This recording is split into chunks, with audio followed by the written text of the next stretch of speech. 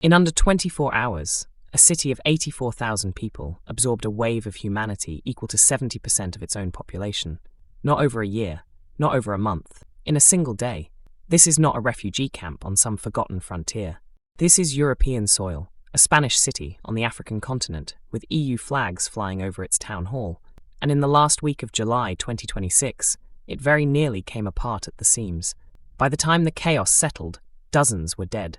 The Spanish military was on the streets. And in Brussels, 22 governments were demanding answers to a question none of them wanted to say out loud. What happens when a border simply stops holding?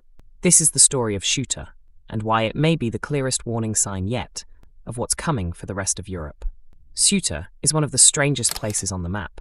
A Spanish city of roughly 84,000 people, sitting not in Europe, but on the northern tip of Africa, separated from mainland Spain by the Strait of Gibraltar, and from Morocco by nothing more than a fence. Spain has held it since the 16th century. Morocco has never fully accepted that, and for decades, that unresolved tension has made Ceuta one of the most sensitive pressure points on Europe's entire southern border, a physical seam where two very different worlds meet, guarded by little more than steel and razor wire. Migrants have tried to cross that fence for years, hundreds at a time sometimes. In 2021, a diplomatic dispute between Madrid and Rabat saw Morocco loosen its side of the border, and roughly 12,000 people crossed over 2 days. At the time, that was described as an unprecedented crisis. What happened in the final days of July 2026 made 2021 look like a rehearsal. The numbers even now are difficult to fully pin down, a sign of just how fast this moved. Spain's Interior Ministry put the figure at around 49,000 arrivals within hours. Ceuta's own regional president, Juan Jesus Vivas, gave a higher estimate, 60,000. Whichever number you take, the meaning is the same. On the morning of July 30th, thousands of people gathered simultaneously at crossing points along the coast. Some scaled the fences, many more simply swam around the breakwaters, through open water, past a border that was designed to stop people on land, not in the sea. Spanish authorities responded with everything they had: water cannons, tear gas, warning shots. It wasn't enough. The sheer number of people overwhelmed the physical capacity of the border to function at all, and the human cost was severe. Early reports put the death toll at 57. Later figures from Al Jazeera cited 72 dead, people who drowned in the crossing, or were crushed in a stampede at a breakwater checkpoint. These weren't accidents at the margins. They were the direct, predictable result of tens of thousands of people trying to force their way through a single choke point at once. Spain deployed its armed forces into Ceuta to restore order.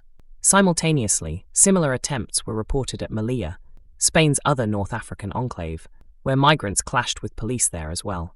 So why now? Why this scale? Spanish Prime Minister Pedro Sánchez was direct in his answer, pointing squarely at organized human smuggling networks, describing them as operations that deceive young people with false promises and lead many of them to their deaths, whether in the ocean or in the chaos on land. He called the breach a violation of Spain's territorial integrity. But there's a deeper pattern worth understanding.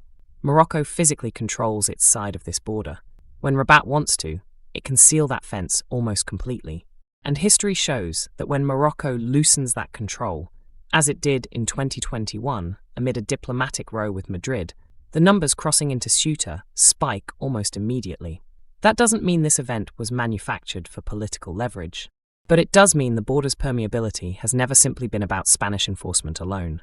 It has always, in part, been a lever Rabat can choose to pull or release. Here's the part that may surprise you. Most of the 60,000 people who crossed didn't stay. By Friday evening, Spain's Interior Ministry reported that roughly 48,000 had already returned to Morocco, voluntarily, according to the government's own account. By Sunday, authorities said the majority of arrivals had gone back across the border. That detail matters enormously. This wasn't 60,000 people settling permanently inside Ceuta. It was, in effect, a mass surge and near total reversal within days. Chaotic, dangerous, and deadly, but also temporary in its physical footprint. What it exposed wasn't a permanent demographic shift. It was a structural vulnerability, proof that under the right conditions, a modern European border can be overwhelmed in hours, not months. Ceuta has always been a pressure valve for tensions that have nothing to do with the people crossing it. Spanish-Moroccan diplomacy, EU migration policy, colonial-era borders that were never fully settled. In late July 2026, that valve blew wide open, and for a few chaotic days, a city of 84,000 people found itself absorbing a crisis built by forces far larger than itself. The fence has been reinforced. Most of the migrants have gone back. Brussels is holding meetings. On paper, order has been restored. But the underlying question, the one that drove 22 nations to convene an emergency session, remains unanswered. If 60,000 people can cross a fortified European border in a single day, what exactly is that border still protecting?